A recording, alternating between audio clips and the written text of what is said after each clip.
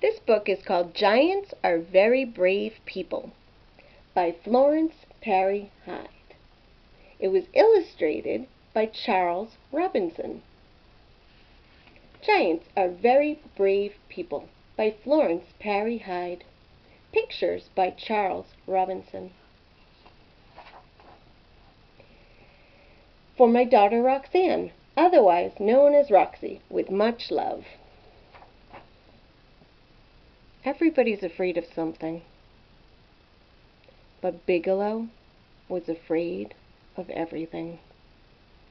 Well, not everything. He wasn't afraid of his mother, for instance, but he was afraid of just about everything else.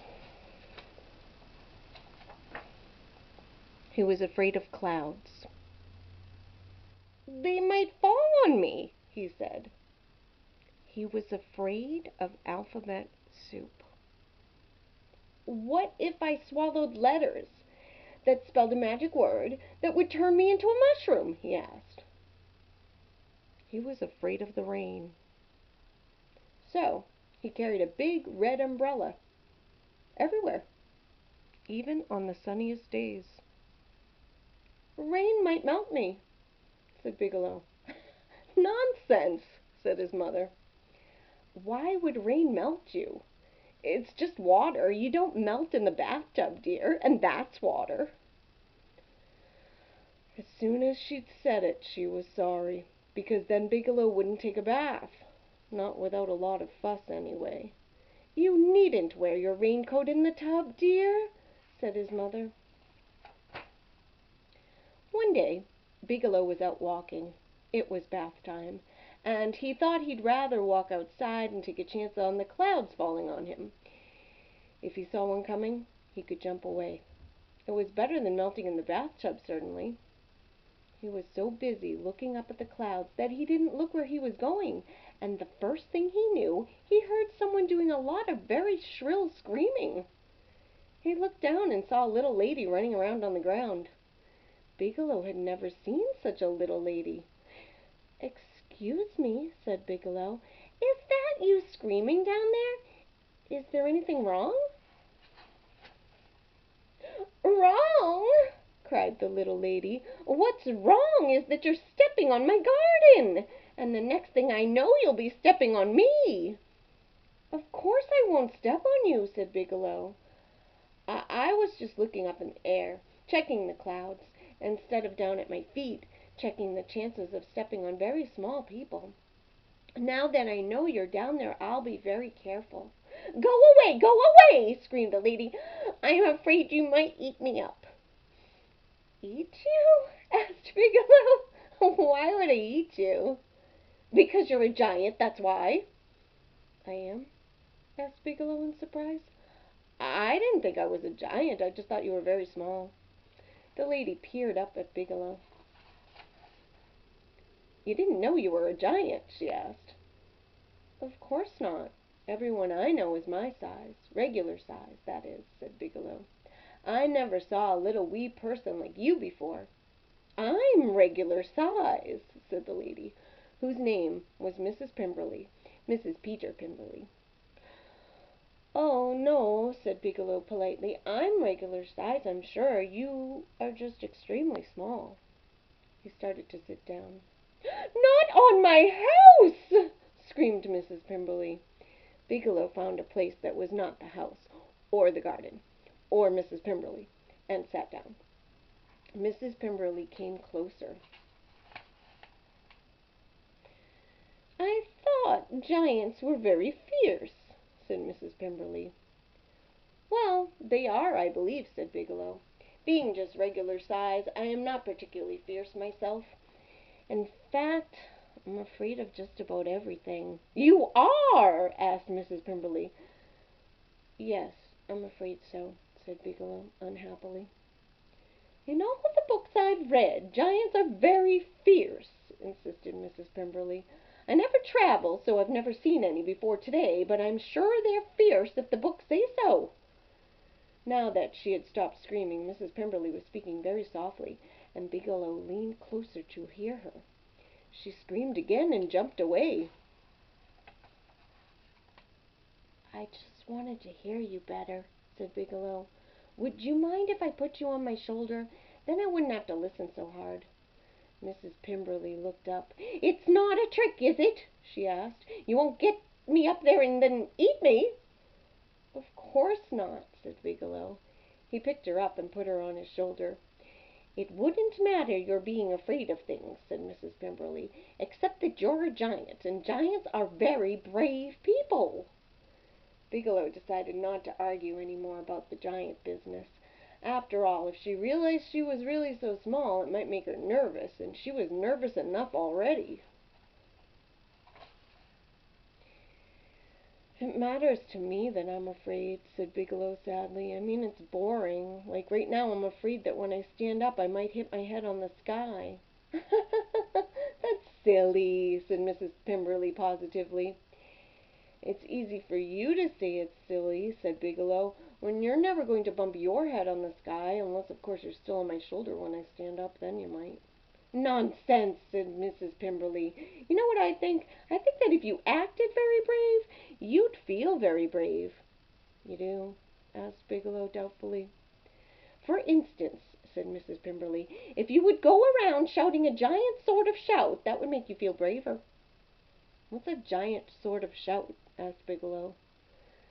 "Well, the only one I can think of offhand is fee-fi-fo-fum," said Mrs. Pemberley. "All giants know that one. I'm surprised your mother hasn't taught it to you yet. Why don't you practice for a while, and I'll go in and make some tea." Bigelow put Mrs. Pemberley down. "And some crumpets and scones and ice cream cones," said Mrs. Pemberley. "Oh, good," said Bigelow. He practiced saying fee-fi-fo-fum while Mrs. Pemberley went into her house to make the tea. He felt pretty embarrassed practicing a giant sort of thing when he knew that he was just regular size, but anything was worth trying. He was just saying fee-fi-fo-fum very softly to himself for the 87th time when Mrs. Pemberley came out with the tea things. "Fee-fi-fo-fum," said Bigelow in a loud voice. Mrs. Pemberley threw up her arms and screamed. Then she saw Bigelow sitting there. "Goodness gracious sakes alive!" said Mrs. Pemberley. "You certainly scared me. That's a very good shout. I'm sure it will make you feel much, much braver." She looked at the ground. "I spilled all the tea things," she said, and went into her house to get a broom and dustpan. "It was all my fault," said Bigelow, as Mrs. Pemberley swept up the crumbs and the broken dishes. "I'm sorry I frightened you and made you break your dishes and spill the tea, and the crumpets and scones and ice cream cones," he added wistfully. "It was only my second best tea set, really," said Mrs. Pemberley, "but I'm afraid that's the last of the crumpets and scones and ice cream cones. I hope you're not hungry." "I'm starved," confessed Bigelow. "I could eat anything." "You could!" Mrs. Pemberley moved uneasily toward the door of her house. "Oh, not you, of course," said Bigelow hastily, "but just about anything else." "Would you like some nice alphabet soup?" asked Mrs. Pemberley. "No, thank you," said Bigelow. I'm afraid of alphabet soup. I'm not afraid of pancakes, though," he added. So Mrs. Pemberley went in to make some pancakes. Bigelow carefully turned over and lay on his stomach. He propped himself up on his elbow so he could see in the kitchen window. Mrs. Pemberley made pancakes. Lots of pancakes. As fast as she made them, she handed them through the window. "There now," she said after a while, "that's the last of the pancakes." Bigelow's face fell. The pancakes were so tiny they had hardly been a mouthful. He'd better go home to a regular-sized meal, he thought. "I don't know how your mother manages to feed you," said Mrs. Pemberley, coming outside. "That was 73 pancakes." "My mother's pancakes are pretty big," explained Bigelow. "Mine were pretty big," said Mrs. Pemberley. "Yes, of course," said Bigelow politely, "and very delicious, and thank you very much for the pancakes, and for the fee-fi-fo-fum thing. I'm sure it will help me in getting braver." Bigelow stood up. He ducked a little in case he was going to hit his head on the sky, but he didn't, and that made him feel a little braver. Not much, but a little. The sun was bright, and Bigelow saw his shadow on the ground. Usually Bigelow was afraid of his shadow. Now he said, Fee, fi, fo, fum. The shadow still looked pretty scary, so Bigelow stopped looking at it altogether. He looked up to see where the clouds were. There weren't any. Good, thought Bigelow. It was a little too soon to practice being brave about the clouds. "Would you like to come home with me?" asked Bigelow politely. "I'd like my parents to meet you. Otherwise they won't believe me." "What size are your parents?" asked Mrs. Pemberley cautiously. "Regular parent size," said Bigelow. "Just as I thought," said Mrs. Pemberley. "Bigger than you, I think," said Mrs. Pemberley. "I think it would be best if you visited me instead of the other way around. And actually," she said, not wanting to hurt his feelings, "actually I never visit anyone of any size. I never go anywhere. I never travel or anything." Mrs. Pemberley sighed. "I've never even been on a train," she said wistfully. "That's probably why I've never seen any giants before. You have to travel to see things like giants." "I'd be afraid to travel," said Bigelow to himself. "I might see a giant." Aloud he said, "I'll go on home for supper if that's all right with you." "Oh, quite all right," Mrs. Pemberley assured him. "Do try to come back tomorrow to practice being brave. Come after you've eaten," she added. Bigelow said goodbye and started home. Supper was ready, and it was alphabet soup again. "Fee, fi, fo, fum," said Bigelow. "What, dear?" asked his mother. Bigelow looked at the soup. What if he did swallow letters that spelled a magic word that would turn him into a mushroom? He'd never forgive himself.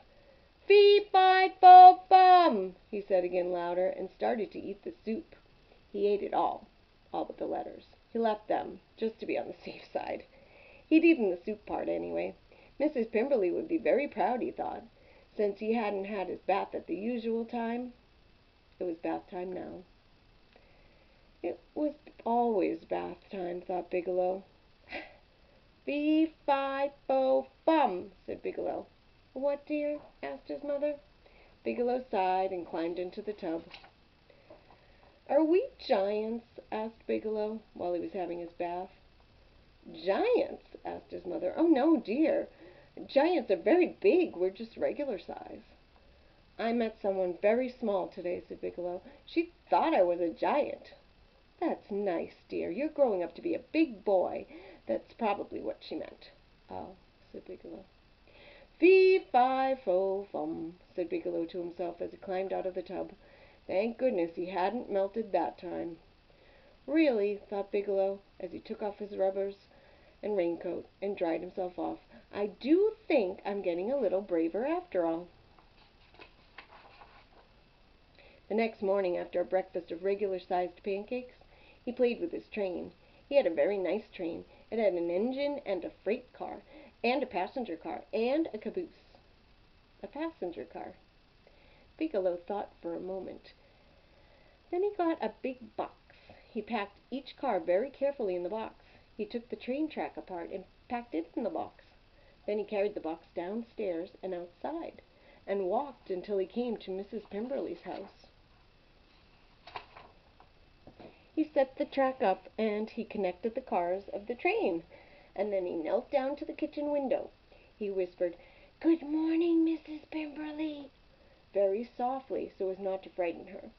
Mrs. Pemberley looked out. "Oh, goodness gracious sakes alive!" said Mrs. Pemberley. "A real train!"